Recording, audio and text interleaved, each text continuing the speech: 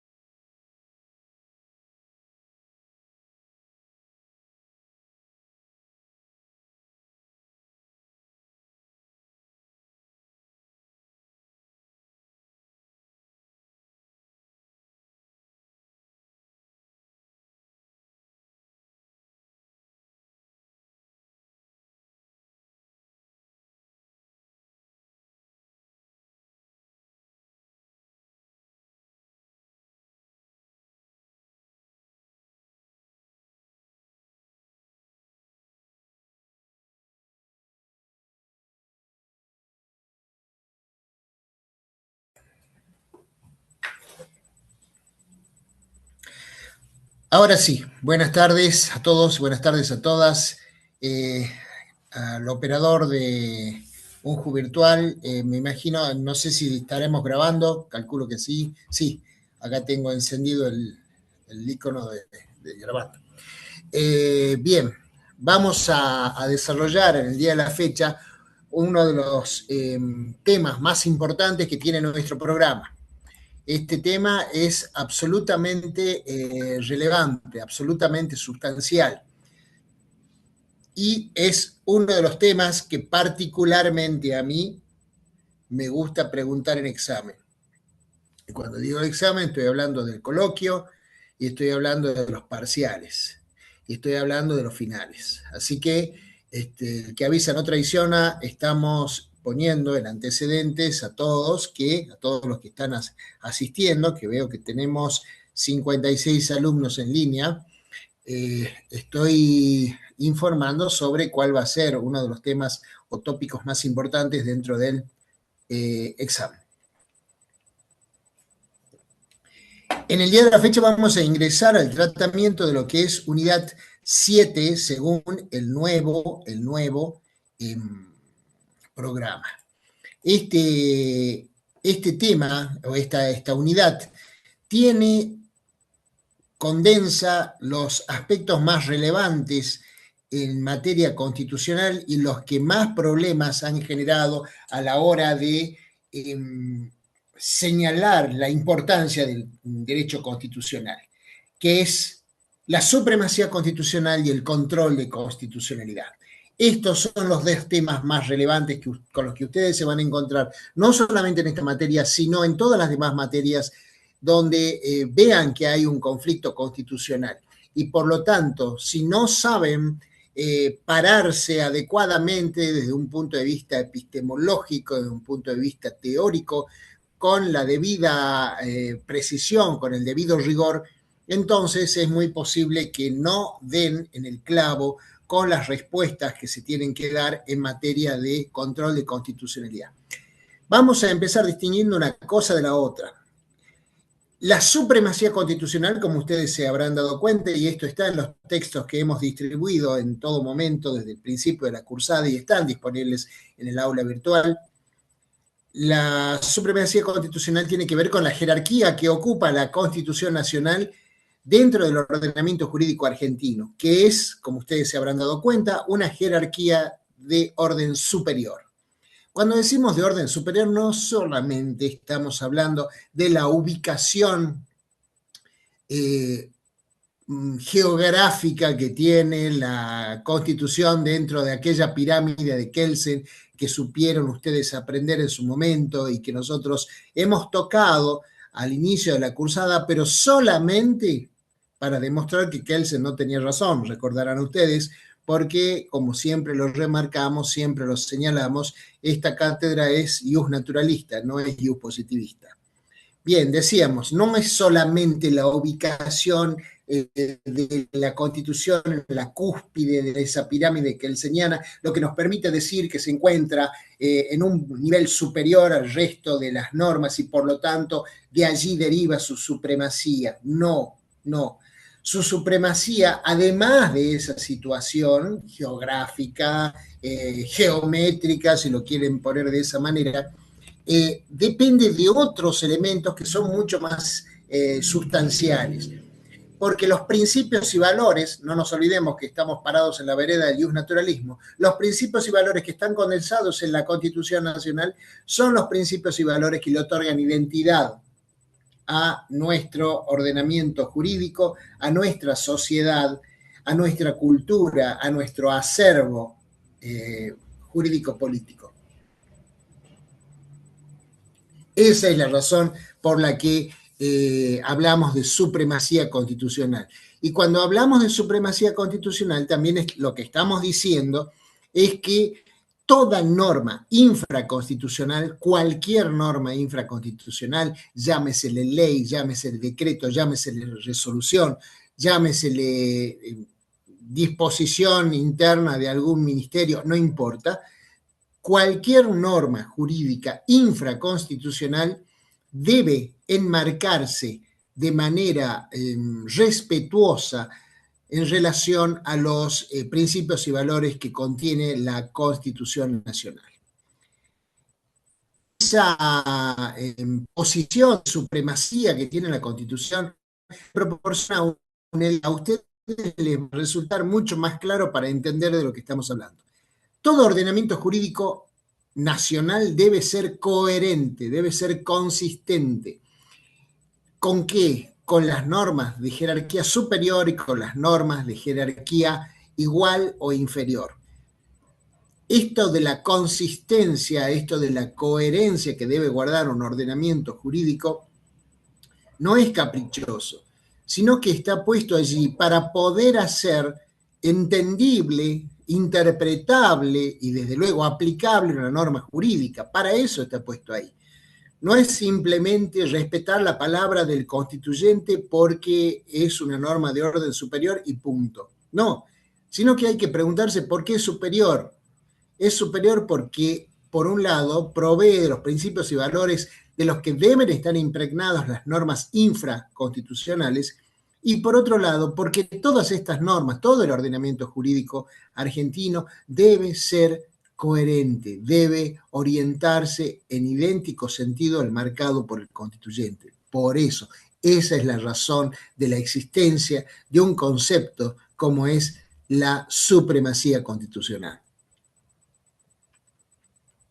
Ahora bien, la supremacía constitucional, para poder ser llevada a la realidad, exige que permanentemente medien distintos tipos de control para poner en caja, para poner en cintura a cualquier norma jurídica infraconstitucional que por acción, por omisión, por olvido, por directa voluntad de contradecir los mandatos constitucionales, se rebele contra esas directivas que contiene la Carta Magna. Esto exige entonces un control permanente. Y ustedes se preguntarán por qué tenemos que estar apuntando siempre a un control permanente. Por la sencilla razón de aquello que dijimos, no solamente el principio de la cursada, sino también en la última clase que dimos intercátedra con la profesora Lía Pagliarani. El derecho constitucional es un derecho de defensa. ¿De defensa de quién frente a quién? De defensa de las personas, de los individuos, ya sea en solitario o colectivamente considerados frente al Estado. El derecho constitucional lo que busca permanentemente es fijar límites a la actuación del Estado, para que el Estado no se desborde, no abuse de su poder y no termine perjudicando los derechos de las personas, repito, por acción o por omisión. Es esta la razón que obliga a que el control de constitucionalidad sea permanente. Existen distintas formas de controlar la constitucionalidad. Repito, el control de constitucionalidad tiene que aplicarse a efectos de garantizar la supremacía constitucional. ¿Bien? A efectos de que cualquier norma que contradiga la Constitución debe ser extirpada del ordenamiento jurídico argentino. A esos fines. Bien, ese control es permanente. ¿Es permanente por qué? Porque el Estado, en tanto manifestante del poder, busca también permanentemente forzar esos límites que le marca la Constitución. Los lleva a su extremo, siempre. Eso es lo que busca. El Estado busca que el poder que se le ha conferido se expanda, se agrande, se robustezca. ¿En desmedro de qué? En desmedro del derecho de los ciudadanos. Y es por eso que el control de constitucionalidad debe ejercerse de modo permanente. Bien, esto nos lleva a la siguiente pregunta. ¿Quién ejerce el control de constitucionalidad? Antes de entrar a lo que ustedes ya saben que vamos a entrar, que es el control judicial de constitucionalidad, y esto lo saben perfectamente porque ya han leído fallos específicamente referidos a este punto y que además rescatan la autoridad del Poder Judicial para controlar la constitucionalidad de distintas normas o de prácticas de parte del Estado, conviene que también tengamos en cuenta que existen otros mecanismos de control de constitucionalidad. Algunos de ellos incluso son previos a que estas disposiciones adquieran publicidad. Por ejemplo, desde el punto de vista legislativo, el legislador, antes de dar su voto para sancionar una ley, debe, esto es lo que poco se hace, pero debe, y tiene en sus manos una herramienta para controlar que la norma que va a dictar sea conforme o conteste con la Constitución Nacional. Es decir, noten ustedes que incluso antes de que la ley nazca, el legislador tiene en sus manos la posibilidad de controlar que esa norma a la que le va a dar su voto guarde respeto con la letra constitucional. Claro, también ustedes me dirán, bueno, ¿cuándo lo hace? Sí, más bien poco. Pero en definitiva, ahí hay un resorte importante. Desde luego que los debates legislativos son sumamente útiles para esto, para entender el posicionamiento de los legisladores frente a una disposición, a un proyecto de ley, y en ese debate debería surgir los defectos constitucionales que la norma puede llegar a tener, más allá del mérito y conveniencia, que la Corte ha dicho que el Poder Judicial en eso no se puede fijar. Pero el legislador tiene sí la posibilidad de discutir absolutamente todo en relación a esa ley, a ese proyecto de ley que el día de mañana será ley a través de su voto. Y es en ese punto donde el legislador puede discutir si esta norma es constitucional o no lo es. Este es un primer control. Fíjense que este control incluso, si ustedes lo piensan bien, es un control que sale mucho más barato al Estado. ¿Por qué sale más barato? Porque evita dictar una norma que, si resulta ser inconstitucional,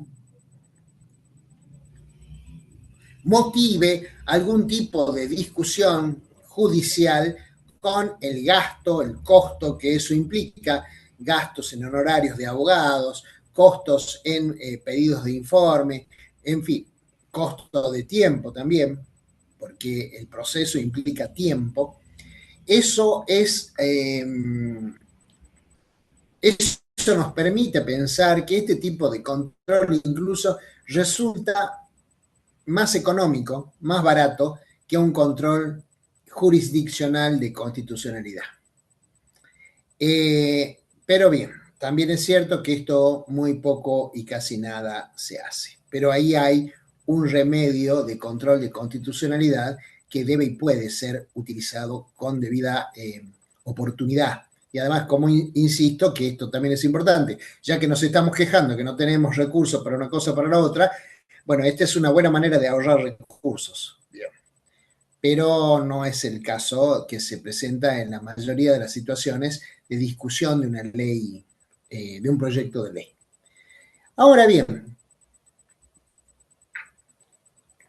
el Ejecutivo puede también ejercer un control de constitucionalidad. ¿Cuándo lo puede ejercer? Primero, cuando recibe la norma a efectos de su promulgación. Cuando ya recibe la ley sancionada y falta su promulgación y naturalmente luego su publicación, el Poder Ejecutivo puede ahí en ese momento hacer un control de constitucionalidad. Generalmente la discusión se plantea en el orden de niveles de conveniencia, oportunidad o de falta de recursos, por ejemplo, como es lo que está ocurriendo actualmente en materia de financiamiento de la educación superior. Pero no es la única, o las únicas razones, no son las únicas razones por las cuales se puede llegar a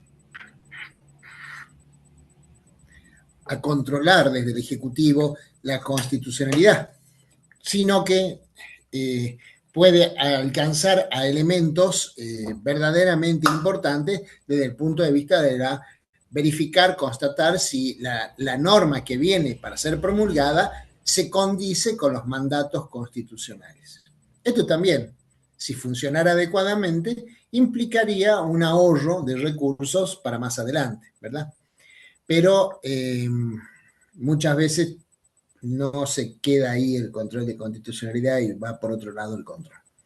Pero esto es posible. Por eso es que el Poder Ejecutivo tiene entre sus distintas secretarías una que se llama Secretaría Legal y Técnica.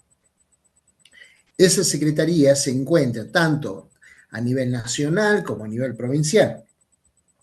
Y de hecho, si ustedes se fijan, la universidad también tiene su Secretaría Legal y Técnica. ¿Esto qué implica o qué significa? Significa que por esta secretaría pasa, por las manos de esta secretaría, pasan las normas que van a ser emitidas, refrendadas, promulgadas por los ejecutivos. Y de esa forma va a opinar en el sentido de si está de acuerdo o no está de acuerdo con normas de jerarquía superior, particularmente en lo que a nosotros nos interesa, con la Constitución Nacional. Fíjense entonces qué importante que es ese consejo que arrima, esa opinión que arrima una Secretaría Legal y Técnica al Poder Ejecutivo diciéndole esto está ok o esto está deficientemente fundado desde el punto de vista constitucional. Y eso justificaría, por ejemplo, un veto. Que los vetos que hemos conocido últimamente no van por ese lado, van por cuestiones vinculadas a los llamados recursos que debería prever el legislador para implementar las normas que sancionan. Pero decíamos, ahí hay otro mecanismo de control que, como ven, funciona antes de que la norma o la ley entre en vigencia. Con lo cual también tenemos la misma ventaja que si quien se diera cuenta de la inconstitucionalidad fuera el legislador. Ahora bien, el mecanismo que a nosotros nos interesa en este capítulo es básicamente el control jurisdiccional. El control jurisdiccional, entonces, es una especie dentro del género control de constitucionalidad. ¿Por qué es una especie? Porque lo ejerce este departamento del poder del Estado que se llama Poder Judicial. Ahora bien, el Poder Judicial, ejerciendo no es un derecho, este deber de control de constitucionalidad respecto de una norma, puede ser clasificado en al menos dos grandes grupos: el difuso y el control concentrado. El control concentrado es aquel que prevé que la constitucionalidad de una norma, o incluso no solamente una norma, de una práctica también puede ser, va a ser ejercido por un tribunal de naturaleza constitucional. ¿Esto qué implica? Que ningún otro tribunal más que ese tribunal va a ejercer el control de constitucionalidad. Esto ha sido implementado en distintos países, no en la Argentina. En la Argentina funciona de otra manera, como vamos a ver, pero, por ejemplo, en Colombia, en Perú, en España, en Francia, existen tribunales constitucionales en los que no se reciben cuestiones que tengan que ver con el derecho común, es decir, cuestiones de derecho constitucional solamente, porque no se tratan cuestiones de derecho civil, de derecho laboral, de derecho penal. Simplemente se aboca a lo que tiene contenido en materia constitucional. Es verdad que esto ha generado algunas discusiones bastante difíciles de resolver. Por ejemplo, en España existe lo que se conoce como el Tribunal Supremo Español, que viene a ser como nuestra Corte Suprema de Justicia de la Nación. Pero también existe el Tribunal Constitucional Español. ¿Y dónde se plantea el problema? ¿Cuál es el último tribunal? Porque muchas veces cuestiones, sentencias decididas por el Tribunal Supremo Español han sido reprochadas de inconstitucionales ante el Tribunal Constitucional Español. Y por otra parte, a veces, decisiones adoptadas por el Tribunal Constitucional Español han sido sometidas al conocimiento de decisión del Tribunal Supremo Español para su control. Es decir, ¿quién tiene la última palabra? El Tribunal Constitucional se defiende expresando que al tener la última palabra constitucional, es, por lo tanto, quien tiene la decisión final sobre una cuestión que involucre aspectos constitucionales. De su lado, o de otro lado, el Tribunal Supremo Español dice, argumenta a su favor que por algo es supremo. Si es supremo es porque es último. Y si es supremo y porque es último es porque está incluso por encima del Tribunal Constitucional. Bien, la cuestión finalmente termina generando una serie de inconvenientes de orden institucional relacionados con la jerarquía que tiene un tribunal respecto del otro. Bien, esto naturalmente no ayuda a el mejor funcionamiento del control de constitucionalidad. Pero como no es nuestro sistema, tampoco es nuestra preocupación. Nuestro sistema, que no es de control concentrado, es de control difuso. ¿Qué significa control difuso? Que este control de constitucionalidad puede ser ejercido por cualquier juez de cualquier fuero y de cualquier instancia, pero limitado a la causa que está resolviendo. Esto es importante porque quiere decir que puede dictar la inconstitucionalidad de una ley, por ejemplo, un juzgado civil y comercial, un tribunal de recurso o de apelación, y desde luego los superiores tribunales de provincia y la Corte Suprema, como última portadora de la última palabra en materia de derecho constitucional. Pero que quede claro entonces que en el control concentrado hay un tribunal específicamente dedicado a resolver conflictos constitucionales. En cambio, en el control difuso, como es el que existe en nuestro país, cualquier tribunal de cualquier fuero y de cualquier instancia puede pronunciarse sobre la inconstitucionalidad de una norma. Este es nuestro sistema y es el actualmente vigente. Sin perjuicio de lo que acabamos de decir, también tenemos que examinar alguna cuestión conectada con la forma en que se puede promover una inconstitucionalidad, es decir, un pedido de que se declare inconstitucional una determinada norma, una determinada ley. Puede ser por vía de acción directa significa que se promueve una acción de inconstitucionalidad de una determinada ley o de una norma. Por lo tanto, lo único que buscamos es que haya una declaración de inconstitucionalidad de esa norma a la que consideramos defectuosa desde el punto de vista constitucional y le pedimos a un tribunal o a un juzgado que lo declare así. Como también puede ser declarada por vía recursiva.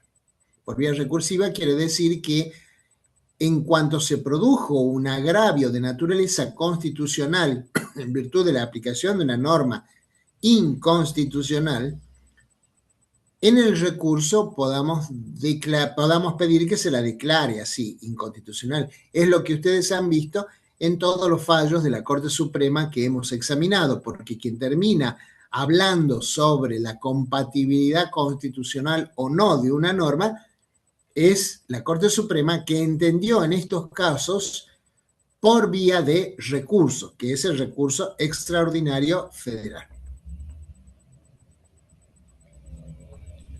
Es de esta manera como también se puede llegar a una declaración de inconstitucionalidad, es decir, por vía de acción directa o por tecnología recursiva. Otra de las cuestiones que también nos permite clasificar la discusión sobre la inconstitucionalidad o control de constitucionalidad de una norma radica en la siguiente pregunta. ¿Un tribunal puede o no puede dictar una inconstitucionalidad de oficio? Este punto es sumamente importante para el derecho argentino. Ahora explicamos por qué.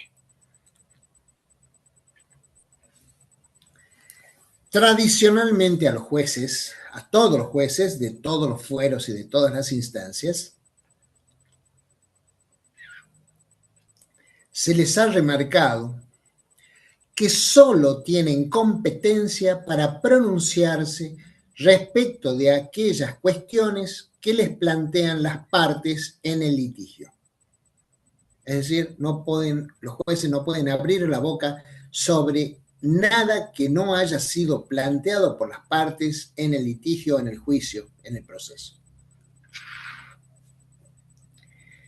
Ahora bien, ¿qué ocurre si el tribunal o el juez está advirtiendo, sin que las partes se lo hayan remarcado porque o no se fijaron o no les conviene?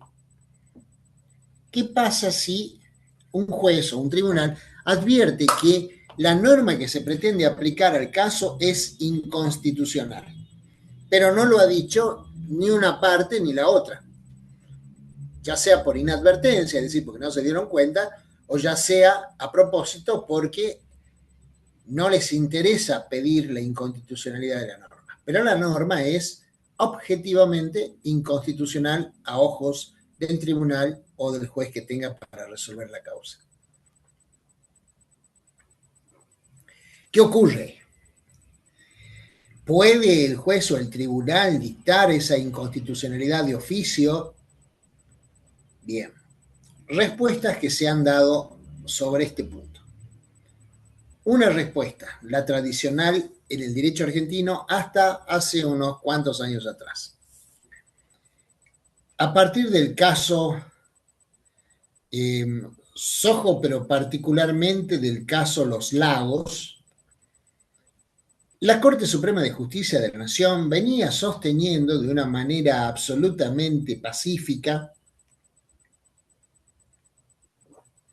que la inconstitucionalidad de una ley solamente podía ser declarada por un juez a pedido de parte. En otras palabras, no podían los jueces ni los tribunales dictar una inconstitucionalidad de oficio. ¿Por qué no? La razón para ello residía en que el juez o el tribunal no pueden sorprender a las partes dictando una inconstitucionalidad que las partes no han solicitado. Y eso implicaría, si lo hiciera, implicaría que el juez pierde su imparcialidad al tomar partido por un reproche constitucional que seguramente, al dictarse, beneficia a una de las partes y perjudica a la otra. Con lo cual, se dice, los jueces perderían su imparcialidad. Bien, ¿esto es posible? Sí, en el juego de una interpretación puramente que ve el proceso como algo puramente adversarial, es totalmente legítimo este razonamiento. Las partes de pronto que están litigando sobre una cuestión y piden la aplicación de una determinada norma, cuando un juez o si un juez o un tribunal declara la inconstitucionalidad, la parte o las partes se ven huérfanas de una norma que resuelva su situación en particular. Pero sin duda, una de ellas se va a ver beneficiada con la desaparición, la extirpación de esa norma del ordenamiento jurídico para el caso concreto y la otra no. Hasta acá entonces se ve que este era el argumento fuerte para sostener que una declaración de inconstitucionalidad de oficio no podía ser dictada por un tribunal o un juez. Pero en el año 2012, la Corte Suprema de Justicia de la Nación dictó el fallo Rodríguez Pereira. ¿Por qué es importante Rodríguez Pereira? Porque en ese fallo la Corte llegó a la conclusión, de manera mayoritaria, hay que reconocerlo, que una norma es inconstitucional, objetivamente, independientemente de si se solicita esa declaración de inconstitucionalidad o no. En otras palabras, si no la piden las partes, eso no transforma una ley inconstitucional en constitucional. No lo hace. La norma es defectuosa desde el punto de vista constitucional. Entonces, la pregunta que debe hacerse el juzgador, el tribunal o el juez, es: ¿se puede aplicar una norma inconstitucional a pesar de que las partes no lo hayan solicitado? ¿Puede el juez o el tribunal aplicar una norma que es defectuosa constitucionalmente? La respuesta a la que llegó la Corte Suprema en esa oportunidad, en el 2012, en Rodríguez Pereira, es no. Si una norma es constitucionalmente defectuosa, el juez no puede aplicarla. En el año 2015, en realidad sancionada en el 2014, pero comenzó a tener vigencia a partir del 2015, entró a regir el Código Civil y Comercial, es decir, hace ya 11 años. ¿Qué tiene de importante el Código Civil y Comercial? Que en los artículos 1 y 2 del Código Civil y Comercial se menciona a la Constitución. Esto es importante porque quiere decir ahora, de hace 11 años, quiere decir, en realidad lo decía antes, porque la Constitución, por más que no esté en el Código Civil, la Constitución debía prevalecer sobre cualquier otra norma. Pero a la hora de aplicar normas desde una perspectiva positivista, como estaba acostumbrado el derecho argentino, se entendió que, decíamos en el Código Civil y Comercial, ningún juez puede prescindir de aplicar los mandatos constitucionales. Y ahí entra en juego un nuevo mecanismo de interpretación y aplicación del derecho que ustedes ya conocen gracias a que hemos estudiado el caso Ponseti de Balbín, que es la ponderación. Lo explicamos quizás en términos más apegados a lo que era el sistema anterior al Código Civil y Comercial. En el sistema de interpretación y aplicación del derecho anterior al 2015, de manera mayoritaria, pero no unánime, se venía sosteniendo que el método de interpretación jurídica que debe prevalecer en el derecho argentino es el de la subsunción. Subsumir implicaba que se establecían cuáles eran los hechos y luego esos hechos, obviamente en base a la prueba que se aporte en cada proceso, luego esos hechos eran subsumidos, es decir, sometidos, es decir, encerrados en una norma jurídica que se determinaba que era de aplicación al caso, y allí teníamos la respuesta que debía darse en el caso concreto. Es decir, como si fuera un silogismo. El silogismo estaba conformado por una premisa mayor, que era la norma que se decía aplicable al caso, una premisa menor, que era el caso descripto en función de los hechos aportados al proceso, y la conclusión que era la respuesta que daba la norma aplicada a esos hechos. Esto era la subsunción. Pero, como lo hemos explicado cuando hemos tratado Ponseti de Balbín, llegamos a esta conclusión, que no hay problema cuando la discusión acerca de qué norma se aplica se reduce a tratar de establecer la preeminencia o la elección de la norma cuando estamos ante normas de distinta jerarquía. Pero ¿qué pasa cuando estamos ante normas, principios y valores de la misma jerarquía? Recordarán ustedes en Ponseti de Balbín, libertad de expresión versus derecho a la intimidad, los dos de raíz constitucional, los dos reconocidos constitucionalmente. Entonces, ¿cuál debía prevalecer en el caso concreto? Bien, ahí la Corte dijo esto que nosotros hemos estudiado al ver ese caso, que hay que hacer un test de balanceo y determinar cuál puede prevalecer en este caso concreto y no significa derogar el otro derecho. Bien, este criterio de la ponderación es el que se impuso y que llevó a la larga a entender ya en el Código Civil y Comercial que la fuente primera que debe tener el derecho y sobre todo a la hora de interpretar y aplicar una norma es ni más ni menos que la Constitución. También se enuncia en los tratados internacionales en materia de derechos humanos, que hoy por hoy ustedes saben que por vía del 75-22 de la Constitución son equiparables a letra constitucional. Es decir, la discusión es la misma, no cambia.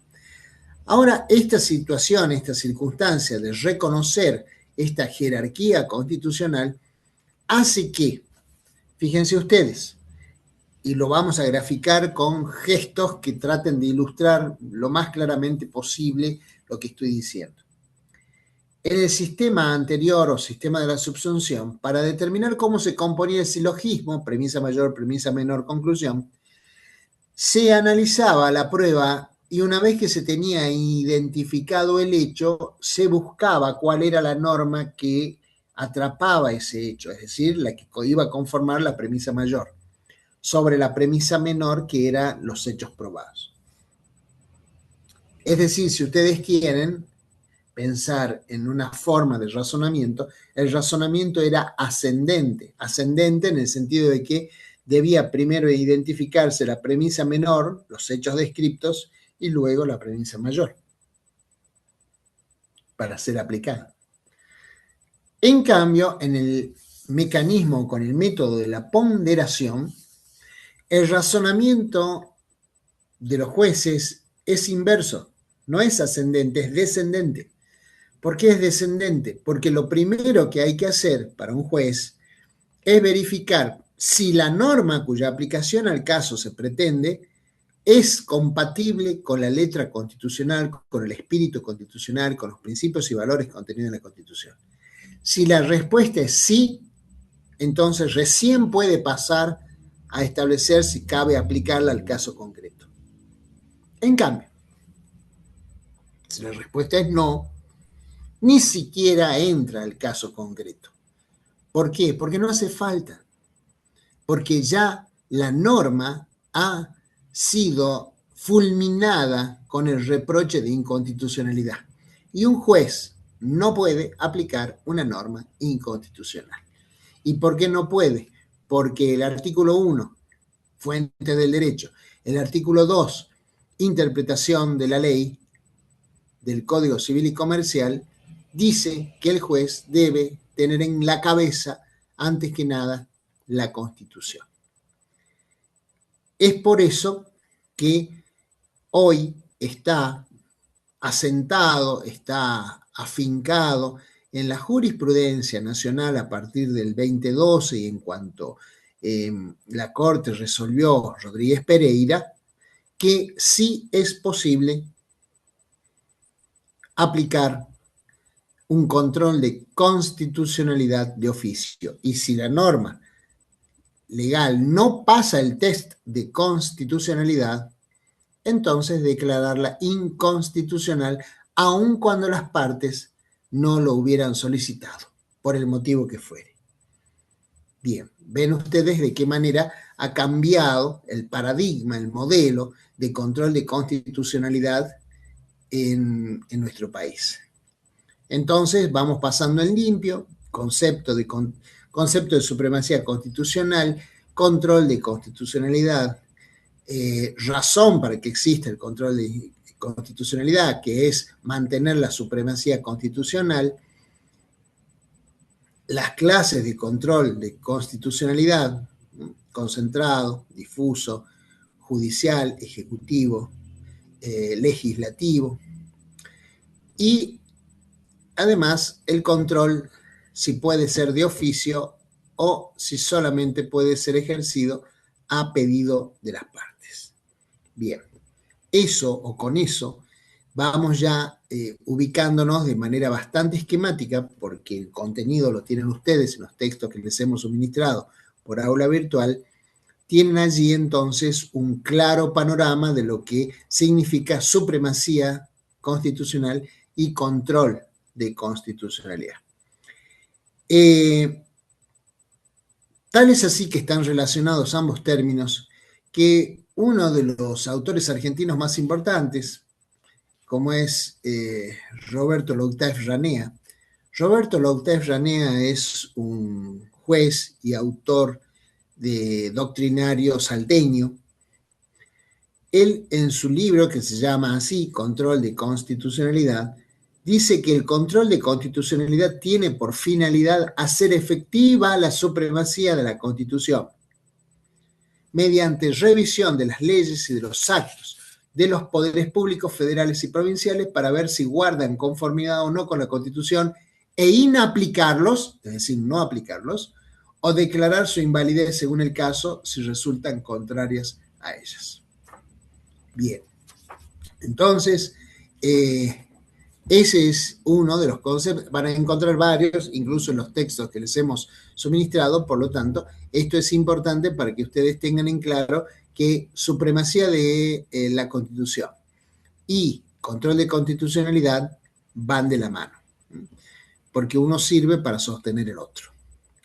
Ahora bien, el control de constitucionalidad debe pasar, atravesar distintas tensiones. ¿Por qué? Primero, porque el derecho mismo está plagado de tensiones. Estas tensiones tienen algunas particularidades. Estas particularidades tienen que ver con qué se afecta con el control de constitucionalidad. Es decir, cuando nos preguntamos por las tensiones, sobre lo que nos estamos preguntando en realidad es qué se afecta con el control de constitucionalidad. Porque el control de constitucionalidad, como ustedes ya se habrán dado cuenta, el control de constitucionalidad es una de las soluciones más importantes que tiene el derecho argentino, los jueces, el Poder Judicial en sus manos. La Corte en numerosos fallos ha dicho que declarar inconstitucional una ley significa tomar o adoptar la solución más grave desde el punto de vista institucional que tienen los jueces respecto de una decisión legislativa. ¿Por qué? Porque en alguna oportunidad lo hemos dicho cuando hemos visto la parte orgánica de la Constitución. El poder del Estado que representa más cabalmente, que mejor representa la soberanía popular es el poder legislativo. Por lo tanto, se presume la legitimidad de las normas que dicta el poder legislativo porque es el depositario de la soberanía del pueblo. Ahora bien, esto no significa que el Poder Legislativo no pueda llegar a dictar normas que estén en conflicto con la Constitución. En consecuencia, alguien tiene que reservarse el control de esa constitucionalidad. Y ese poder, esa atribución, le ha sido confiada al Poder Judicial. Decíamos, si una norma o un proyecto de ley o una ley sancionada deben pasar o deberían pasar por el filtro del control de constitucionalidad del Poder Legislativo primero, del Poder Ejecutivo después, pero aún así, siendo inconstitucional y todo, nadie ha dicho nada, y llega al tráfico jurídico, llega a la realidad jurídica, debe haber una instancia última en la que sea posible controlar esa constitucionalidad, y eso lo tiene el Poder Judicial. Y esto ha generado numerosas críticas de parte de algunos autores.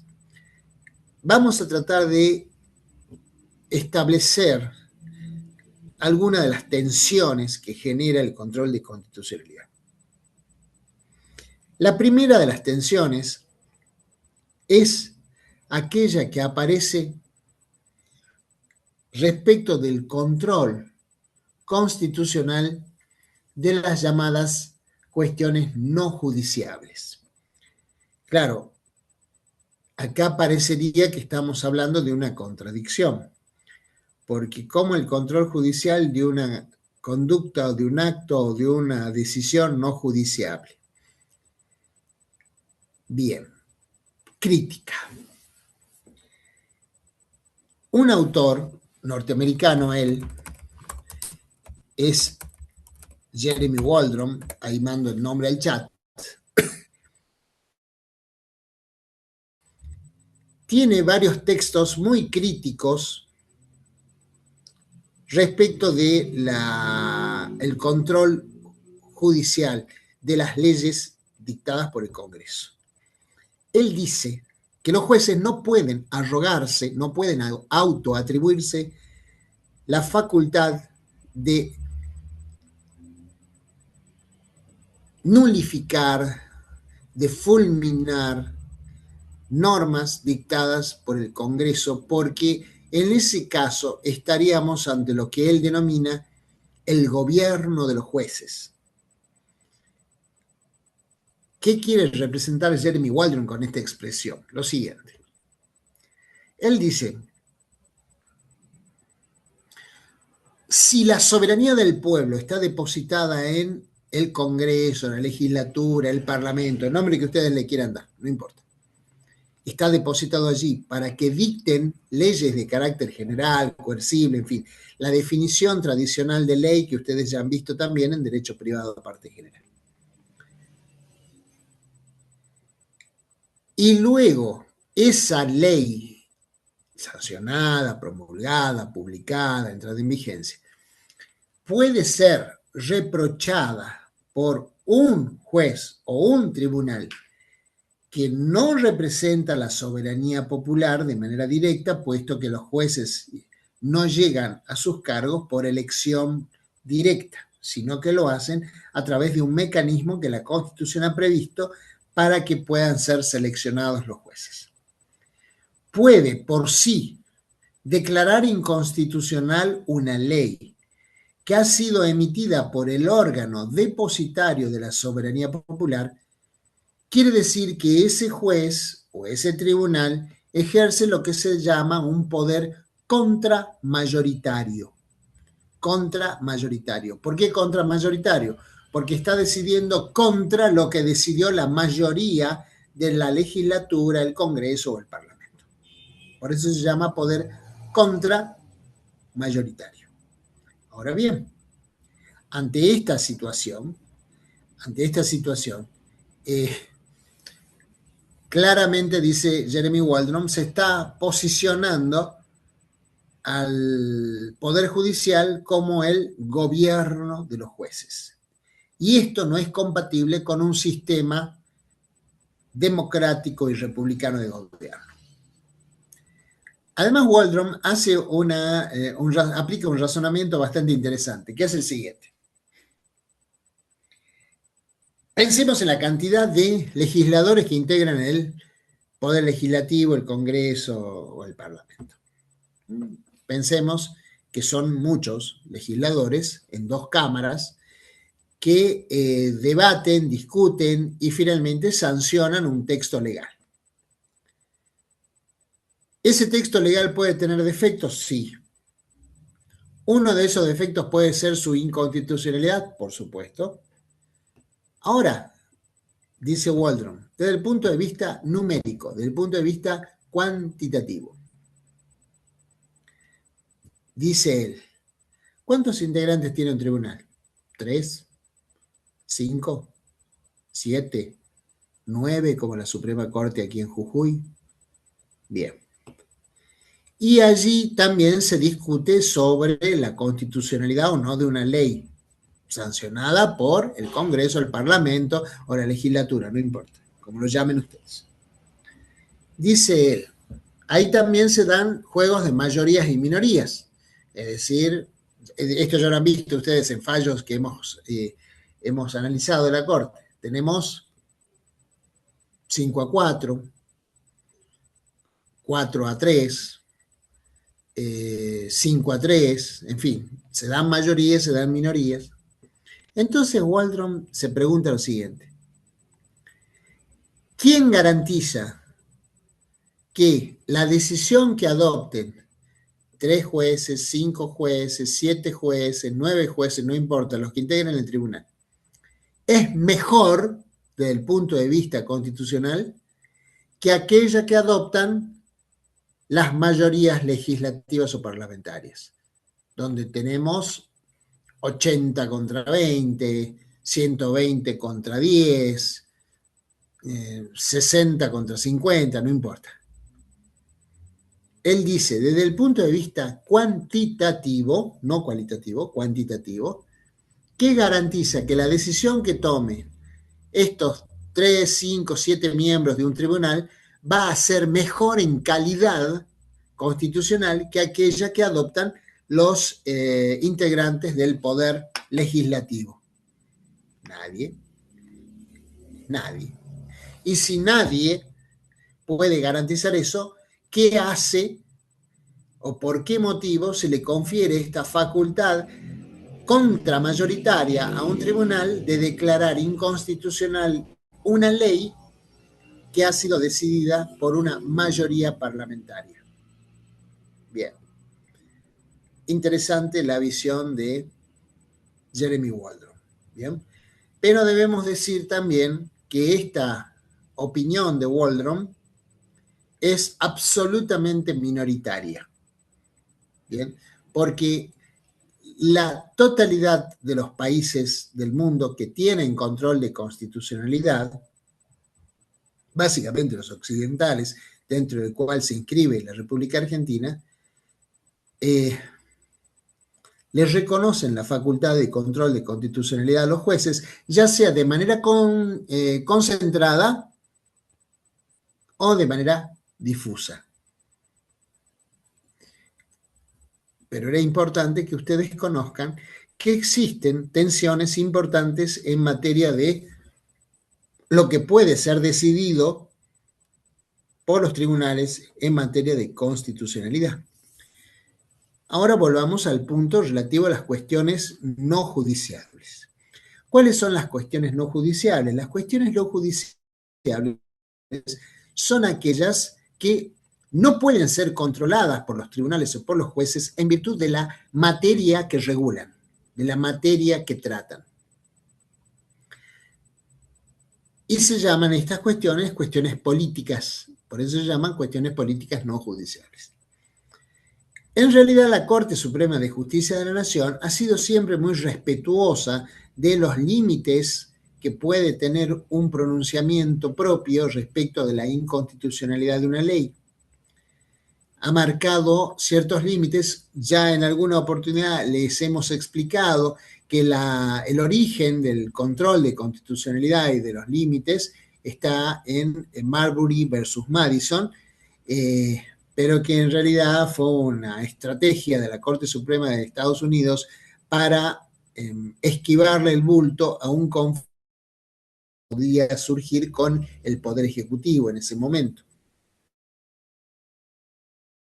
como base de la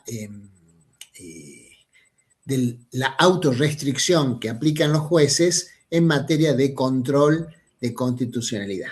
Bien, la Corte no ha dicho en ningún caso que existan cuestiones políticas no judiciables. Lo que dice es cuál es su límite a la hora de controlar la constitucionalidad.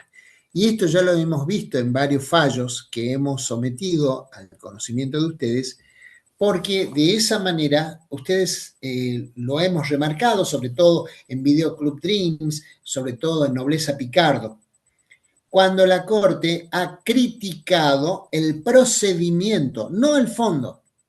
En ningún caso, ni en Nobleza Picardo, ni en Video Club Dreams, la Corte se puso a valorar si el tributo era bueno, malo, beneficioso, perjudicial, si era conveniente. No, simplemente dijo el procedimiento por el cual se decidió aplicar un determinado tributo, no respeta el procedimiento constitucional. Por lo tanto, es inconstitucional. Con esto la Corte, y lo hemos remarcado cuando hemos analizado esos fallos, busca ser lo suficientemente finita, suficientemente precisa, para evitar pronunciarse sobre aspectos que escapan a lo puramente formal. En otras palabras, si se lo queremos decir quizá más claramente, la Corte en este tipo de cuestiones donde hay algún contenido político de por medio, solamente se ha limitado a compulsar, a controlar los aspectos formales, no las cuestiones de fondo relativas a esta materia. Si los aspectos formales, imaginemos, la Corte tiene una jurisprudencia tradicional en materia de juicios políticos a jueces, gobernadores, presidentes. Dice, no nos metemos, esto es una cuestión absolutamente ajena a la competencia de la Corte porque es reservada a la competencia de otros poderes del Estado. Y por lo tanto, esto es materia política no judiciable. Ahora bien, ¿qué ha dicho la Corte, sin embargo? La Corte ha dicho, sí podemos revisar el procedimiento. Y si resulta que en el transcurso, en la tramitación de ese procedimiento de remoción por juicio político, no se ha respetado el derecho el derecho de defensa, entonces sí es posible declarar la inconstitucionalidad de la decisión adoptada respecto de ese gobernador, de ese presidente, de ese juez. Pero solo el procedimiento. No estamos hablando sobre si era buen gobernador, mal juez, buen juez. No, solo el procedimiento. ¿Se garantizó el ejercicio de derecho de defensa? Listo. Es posible dictar la inconstitucionalidad. Ahora, si todo el procedimiento ha sido formalmente respetado, entonces absolutamente no hay nada que decir. Claro, la pregunta es también, ¿por qué es tan importante avanzar sobre cuestiones conectadas con el control de constitucionalidad? Por lo siguiente. En más de una ocasión a lo largo de esta cursada, hemos dicho, hemos reiterado, hemos machacado claramente sobre este asunto, diciendo que la Corte Suprema es la dueña de la última palabra en materia constitucional. Recordarán ustedes que muchas veces hemos jugado con esta historia de ¿y por qué la Corte hace esto o por qué la Corte no hace lo otro? Y la respuesta era siempre porque es la Corte, ¿bien? Porque lo puede hacer.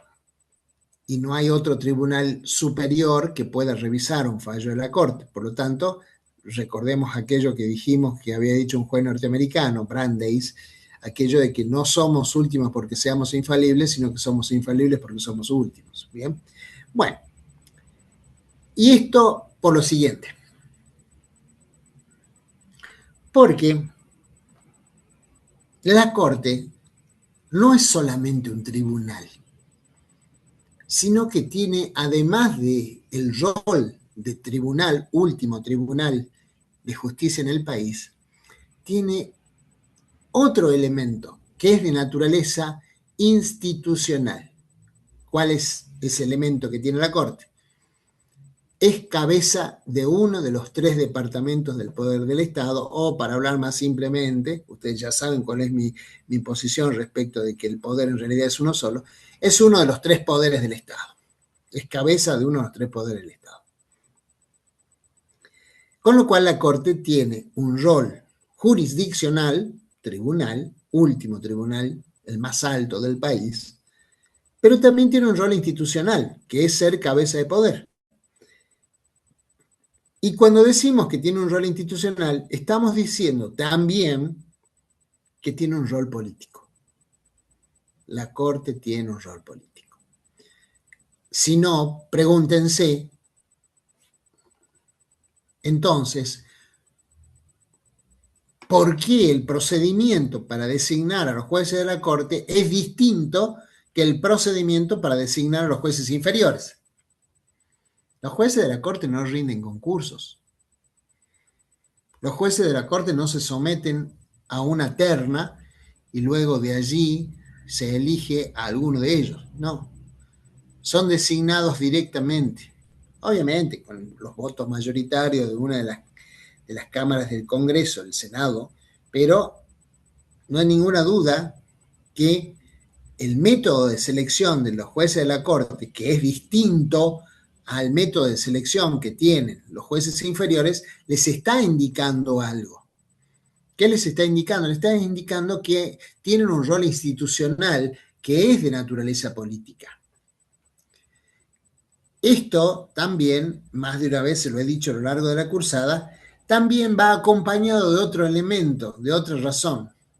A ver, ¿qué poder ejecutivo va a querer gobernar con una corte que sea contraria filosófica, políticamente, a sus pretensiones en materia de gobierno? Nadie. Ningún poder ejecutivo. ¿Por qué creen que Donald Trump ha metido 3 jueces o 4 jueces en la Corte Suprema de Justicia de Estados Unidos que son declaradamente alineados o afines al pensamiento político republicano? Porque se le ocurrió, necesita allí. Entonces, ustedes como futuros operadores del derecho pueden ser cualquier cosa menos ingenuos. Y esto implica, entre otras cosas, valorar que el sentido de del rol político, del rol institucional que tiene la Corte, es lo que justifica que la Corte haya muchas veces intentado, sostenido, buscado sostenerse en función de decisiones que, por un lado, se muestren alineadas con la decisión del Poder Ejecutivo. Esta circunstancia, entonces, nos permite a nosotros entender de qué forma es importante el rol político que tiene la Corte. Por lo tanto, la Corte, decíamos, es un tribunal a la vez de naturaleza político-institucional y de naturaleza jurisdiccional. Entonces, ¿qué implica? Que la Corte también sabe cuál es la repercusión política de sus decisiones. Y dado que conoce cuál es esa repercusión política, es que la Corte también puede regular esas decisiones. Regularlas en el sentido de decir cuándo saca un fallo, cuándo no saca, tiempista. No, es democrática, porque todo el mundo llega por medio de elecciones, directas o indirectas. Igual, directas o indirectas. Es el sistema. No hay otra forma. Y no hay otra forma tampoco que supere el sistema. Porque por más controles que se pretendan establecer, siempre en algún lugar habrá una brecha para que se filtren algunas decisiones de naturaleza política. Y esto para que también les quede claro, porque lo hemos dicho más de una vez, el derecho no es aséptico, no es neutral, es ideológico y es político. Y ustedes han elegido estudiar derecho. Por lo tanto, tienen que aprender a convivir con eso. Esto también es importante para entender en qué contexto se toman ciertas decisiones a nivel de cortes. Bueno, entonces la Corte por eso también ha sido muy tiempista, muy calculadora de algunas decisiones y de los alcances de algunas decisiones. El más importante significado de todo esto es que la Corte, cuando adopta esta posición, está adoptando una posición política.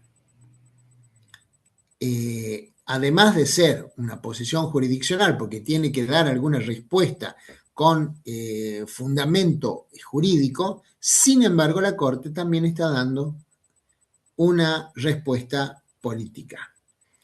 De hecho, cuando hemos visto este fin de semana pasado el artículo 38, partidos políticos, y además su repercusión en la realidad, tal cual lo explicaba la profesora Pagliarani, en lo que hace a la mirada que sobre el punto tiene la ciencia política, y hemos visto fallos como por ejemplo Partido Obrero o como por ejemplo Nuevo Triunfo, son posicionamientos ideológicos y políticos de la Corte respecto, en distintas épocas desde luego, pero respecto de un punto sensible como lo es qué partidos políticos se van a admitir y qué partidos políticos no se van a admitir al juego democrático. Por eso es tan relevante esto de entender que la constitucionalidad o la inconstitucionalidad tiene un fuerte sesgo político. ¿Bien? Y hay que estar preparado para que esto ocurra. Digamos que no es algo que nos puede sorprender, nos debe sorprender, y mucho menos cuando el fallo que dicta la constitucionalidad o inconstitucionalidad de una ley proviene de la Corte Suprema de Justicia de la Nación. Bien, en otro orden de cosas, tenemos la posibilidad de abordar otro tema sensible en materia de control de constitucionalidad, que es la interpretación constitucional. La interpretación jurídica en general es aquello que ha explicado algún texto tradicional diciendo que es el desentrañar el verdadero sentido de una norma. Bien, esto es verdad, esto es así, no es discutido, tiene un sentido muy tradicional. Pero uno de los autores argentinos que mejor ha desarrollado el estudio de la interpretación jurídica en general y constitucional en particular es el profesor Rodolfo Luis Vigo. El profesor Rodolfo Luis Vigo con B corta, fue juez de la Corte Suprema de Justicia de la provincia de Santa Fe muchos años, ya se jubiló, docente, universitario también, autor de numerosos libros, numerosos textos, pero ¿qué tiene de importante el aporte del profesor Rodolfo Vigo a la materia? Rodolfo Vigo ha desarrollado un concepto de interpretación de la ley que luego veremos cómo se traduce esto en interpretación constitucional. La idea que él desarrolló de interpretación de la ley está en un texto que se llama Interpretación Jurídica. Es un viejo texto, ya está reeditado, hay una nueva edición, pero este texto en esta parte no ha cambiado. Él define la interpretación jurídica de la siguiente manera. Dice: la interpretación de la ley será un esfuerzo metódico de la razón práctica en el nivel prudencial, a los fines de determinar en ciertas circunstancias y a partir de su texto y demás elementos del ordenamiento jurídico, un suyo de alguien, dando razones y argumentos que permitan respaldar y fundar la conclusión a la que se arribó. Esta es la definición de Vigo de lo que debe entenderse por interpretación jurídica. Simplemente vamos a mencionar algún tramo de esta definición como para que después nos sirva para entender lo que es interpretación constitucional en particular. Dice que la interpretación de la ley será un esfuerzo metódico, y es un esfuerzo metódico porque no es cualquier esfuerzo, es un esfuerzo ordenado, sistematizado, es un esfuerzo racionalmente dirigido hacia, ¿bien? No es pura imaginación, no es simplemente volar con la idea, sino que va orientado en un sentido determinado. Por eso es un esfuerzo metódico. ¿Y por qué esfuerzo? Porque interpretar implica un esfuerzo intelectual. Díganme si no ustedes, cuando muchas veces están leyendo un texto o un fallo y ese fallo les presenta alguna dificultad, alguna expresión difícil de entender. Entonces, ahí tienen que aplicar su mejor esfuerzo para entender ese fallo, o entender ese pasaje, o entender ese considerando. Bien, ese es un esfuerzo metódico. De la razón práctica. ¿Por qué de la razón práctica? Porque el derecho es práctica. Contrariamente a lo que muchos pueden pensar diciendo que el derecho es pura teoría, que hablamos de teoría de una cosa, de teoría de la otra, que hablamos de naturalistas y positivistas, que tenemos muchas teorías en materia de persona jurídica y cosas por el estilo. En realidad, el derecho es una ciencia práctica porque está construido, diseñado, pensado para resolver los problemas de la gente, los problemas de las personas, las controversias de las personas.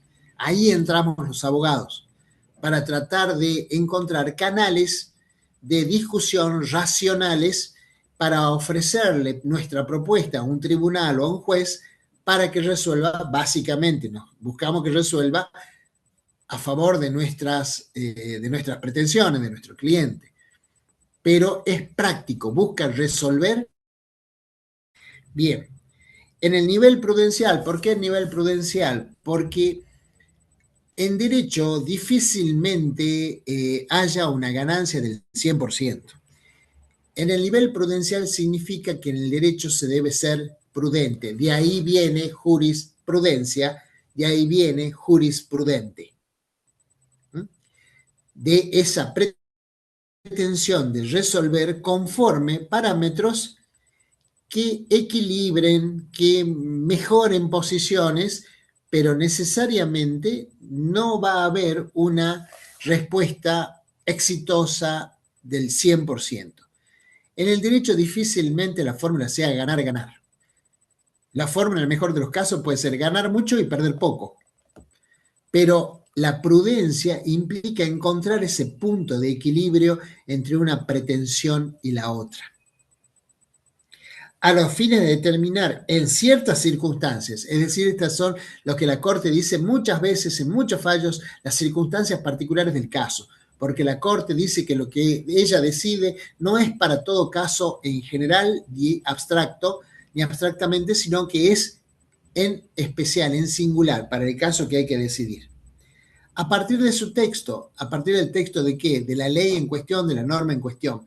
Porque no nos olvidemos, método de interpretación, primer elemento, de la hermenéutica, el gramatical, hay que partir de la letra de la ley.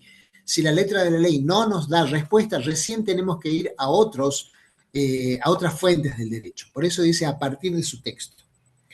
Y demás elementos del ordenamiento jurídico, es todo aquello que nos puede servir, sea otras fuentes, costumbre, doctrina, jurisprudencia, derecho comparado, analogía, y no nos olvidemos lo que dijo la Corte Suprema de Justicia en Saguiridip, que no hay que ni siquiera entender que la solución va a venir exclusivamente de la norma en particular, sino que se debe interpretar esta norma en función del resto del ordenamiento jurídico.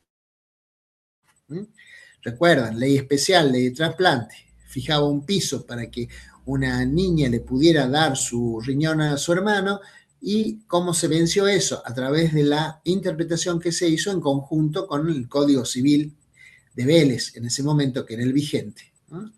Manifestando su voluntad a través de sus representantes. Lo dice la Corte en este sentido de completar que la decisión no puede ser tomada en función de una sola fuente.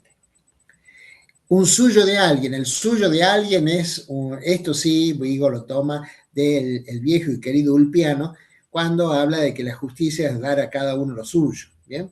Decíamos que Ulpiano quedó muy bien con esta definición, pero en realidad nunca terminó de decir que era lo suyo de cada cual, pero bueno, era lo que dijo Ulpiano. Pero de ahí viene esta expresión que utiliza Vigo en esta definición.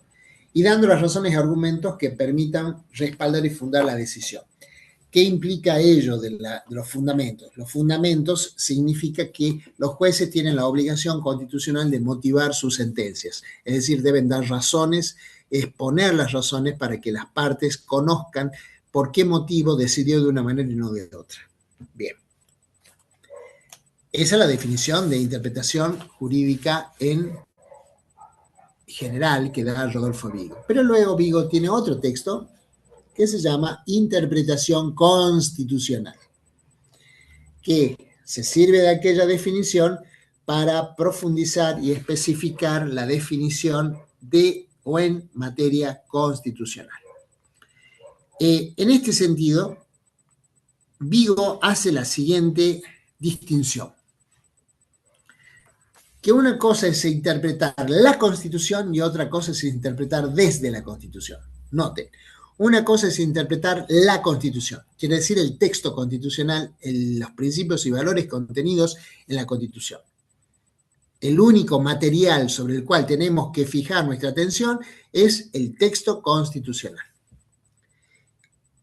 Y la otra práctica que dice Vigo que tenemos que distinguir es interpretar desde la Constitución. ¿Qué significa interpretar desde la Constitución?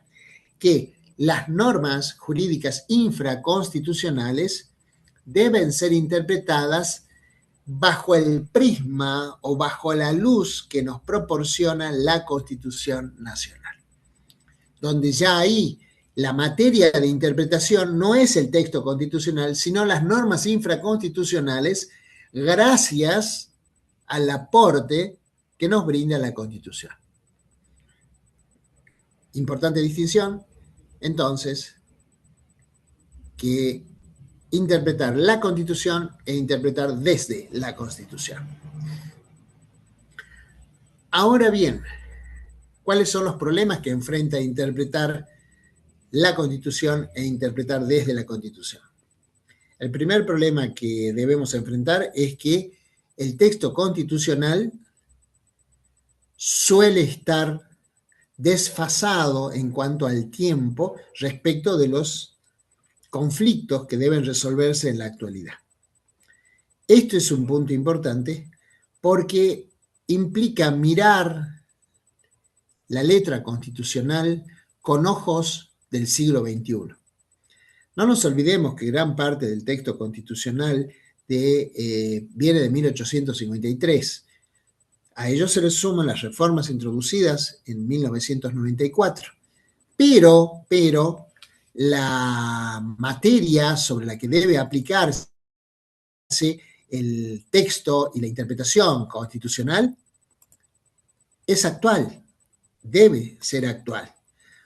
Por ende, ahí tenemos un problema de cómo aplicar normas antiguas pensadas para una realidad totalmente distinta a la que hoy nos toca vivir en un contexto de siglo XXI. Este es un problema, sin ninguna duda es un problema. Ahora, ¿es un problema absolutamente insalvable? No, no lo es. De hecho, tanto es así que no lo es, que la circunstancia de que la norma constitucional de 1853 siga vigente al día de la fecha, nos está marcando que el constituyente de 1853 no estuvo tan equivocado. Más allá de la incorporación de los nuevos derechos que hizo la reforma de 1994, lo cierto es que muchas de esas disposiciones de 1853 quedaron vigentes. Y esto es importante para remarcar una cuestión que no es menor, y es ni más ni menos que la sabiduría del constituyente. Por eso no cualquiera debe y puede ser constituyente. No cualquiera debe y puede ser constituyente. Sino que tiene que estar dotado de una serie de conocimientos, de información que le permita tomar decisiones que sabe que van a tener que sobrevivir décadas y décadas. Y en el caso de la mayoría de las normas de la Constitución Nacional, más de un siglo. Así que ven ustedes de qué manera debe jerarquizarse a la elección del constituyente, para que sea un hombre sabio, sea una mujer sabia, sea una persona sabia, para introducir disposiciones que hoy deben ser interpretadas, y es más, no solamente deben, sino que admiten, porque la norma lo permite, admiten ser interpretadas con los ojos de este siglo, a pesar de que el constituyente hace rato que está muerto y enterrado. Bien, entonces una cosa es interpretar la Constitución y otra cosa es interpretar desde la Constitución. Y el faro que tiene que guiar cualquier interpretación, y esto ya lo estamos viendo desde Ponseti de Balbín, Ekmekvian contra Sofovich, y lo estamos viendo a partir de este posicionamiento de mecanismos de interpretación como la ponderación, como el test del balanceo o balancing test, lo estamos viendo, y en los artículos 1 y 2 del Código Civil y Comercial del año 2015, lo estamos viendo como un mandato que el tribunal o el juez no pueden soslayar, no pueden olvidar, no pueden pasar por arriba. Así que, como ven ustedes, existe todo un bagaje de situaciones que deben ser contempladas a la hora de interpretar. Y se preguntarán ustedes, ¿y para qué tanto problema para interpretar? ¿Por qué nos debemos preocupar tanto por interpretar? Porque sin interpretación no hay aplicación. Por eso, no se puede aplicar una norma que no ha podido ser interpretada o que no fue interpretada como debió haberlo sido. Por eso es tan relevante la interpretación. Es el paso previo a la aplicación. Es interesante ver que una de las aplicaciones más relevantes que ha tenido esto del control de constitucionalidad versa sobre el control de constitucionalidad de las reformas constitucionales. Pareciera ser una víbora que se muerde la cola, ¿verdad? El control de constitucionalidad sobre las reformas constitucionales. La pregunta es, ¿se puede controlar la constitucionalidad de las reformas constitucionales? La respuesta es sí, se puede. Y esto también me lleva a mí a una postulación. La postulación es que en realidad no hay nada que sea ajeno a lo judiciable, o en otras palabras, si lo queremos dar vuelta a la expresión, todo es controlable judicialmente, todo, con sus límites, para tampoco caer en el gobierno de los jueces, como admite Jeremy Waldron, digamos, para no darle la razón a Jeremy Waldron. Claro, la reforma de Jujuy está sometida a control de constitucionalidad. Ya veremos cuando la Corte Suprema de Justicia de la Nación se digna a tratarlo, pero está el control.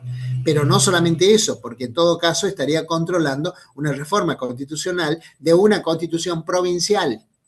El Tribunal Federal estaría controlando la constitucionalidad de una reforma constitucional provincial, con lo cual tiene que cotejar si esa reforma provincial es conteste con la Constitución nacional. Ahí es como que está fácil, está fácil en el sentido de que tenemos una norma superior, que es la Constitución nacional, y una norma inferior, que es una Constitución provincial.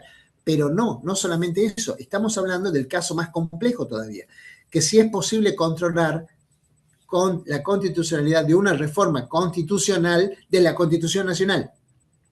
Sí, Es posible, es posible.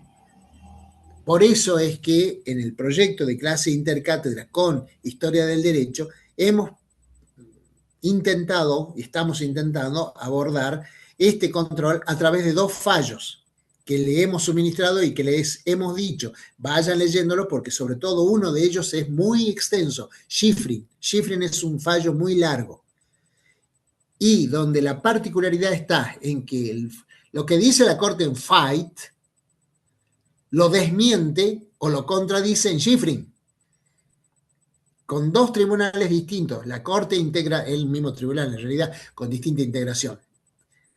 Así que ven ustedes lo importante que es detenernos en control de constitucionalidad y también se están dando cuenta de por qué es mi tema favorito a la hora de preguntar en los exámenes finales, coloquios o parciales. Bien. Así que ese tema lo vamos a tratar en la clase intercátedra con Historia del Derecho, con el análisis de estos dos fallos. De todas maneras, desde ya voy advirtiendo, nos queda relativamente poco tiempo, hoy entramos al mes de junio, que ustedes saben que es el último mes de la cursada, y vamos a ver, si nos queda tiempo, vamos a hacer la clase intercátedra con Historia del Derecho. Si no nos queda tiempo, bueno, seguiremos adelante, lo dejaremos en suspenso, pero lo que no podemos dejar de ver son los fallos. Para este viernes y este sábado, relean los fallos que veníamos viendo y no pudimos abordar por distintos motivos. En un caso porque hicimos el simulacro de litigación y en otro caso porque dimos la clase intercátedra con la materia partidos políticos.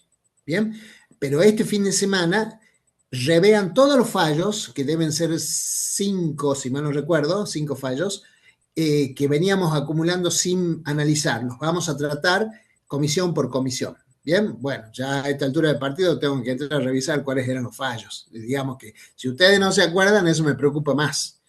Pero Fontevecchia, Carranza la Trovese era uno de los pares de fallos que teníamos que habíamos puesto para ver, ¿sí? Era 2 de los 4 o 5 fallos que quedan en el tintero. Así que eso reléanlo para la clase del viernes y la clase del sábado, que vamos a abordarlos. Y lo vamos a abordar tratando de aprovechar el tiempo lo más posible para que tengan material para el próximo y último parcial, que vamos a fijar la fecha, si mal no recuerdo, a ver, si mal no recuerdo, segundo parcial, vamos a fijarlo para el día 16 de junio. 16 de junio. Lo vamos a subir al aula virtual, al dato, pero martes 16 de junio. ¿Por qué 16 de junio? Para que nos dé tiempo, para que la semana siguiente, martes 23, pueda tomarse recuperatorio. Y a partir de ahí podamos determinar quiénes están listos para ir a coloquio.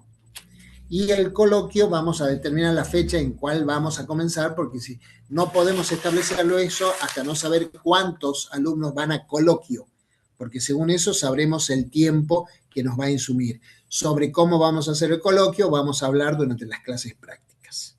Bien, ¿preguntas sobre lo que hemos tratado?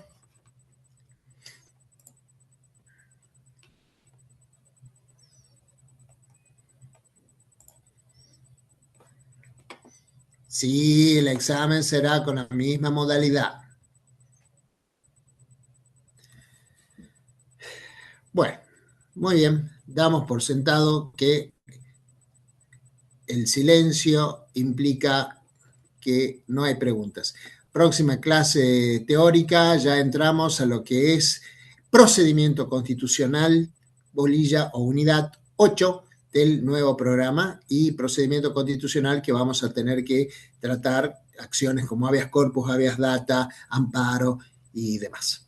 Nos vemos el viernes y nos vemos el sábado. Chao, chicos. Buenas noches.